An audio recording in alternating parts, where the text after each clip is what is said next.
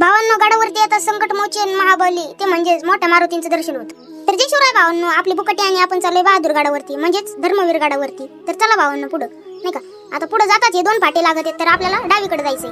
हे पूर्ण 11 किलोमीटरचं अंतर आहे भावांनो. तर चला, जाता जाता आपल्याला मोठ्या गणपतीचं दर्शन घडलं भावांनो. मग आतमध्ये आलो, मोषक राजांचं बी दर्शन घेतलं. एकदम पावन गणपती आहेत भावांनो. मग आतमध्ये आलो गाभाऱ्यात, नाही का भावांनो. दर्शन बिर्शन घेतलं आणि बाहेर येऊन बसलो गडावरती. पूर्ण घामाने डसबस झालतो भावांनो, फुल घाम अंगातून, नाही का. मग तिथंच हापसा दिसला, तोंड बिंड धुतलं आणि पुढील प्रवासासाठी निघालो भावांनो. जाता जाता आपल्याला छोटंसं दुकान दिसलं. म्हणलं तिथून काहीतरी कुरकुऱ्याचे पॅकेट, बिस्किट आणि स्टिंग बिंग घेतली. गडावर येताच आपल्याला मोठ्या मारुतींचं दर्शन होतं भावांनो, नाही का. गडाची अवस्था तर बघा, फार दुर्दैवी अवस्था झालेली भावांनो. शासनाने याच्याकडे लक्ष दिलं पाहिजे. एकदम भारी असं गड होता भावांनो. तर त्याच्या आज हे आले वन विभागाने तरी चांगलं काहीतरी काम केलंय, झाडं झुडपं लावलेत भावांनो. तर ही वेस आहे भावांनो गडाची, नाही का.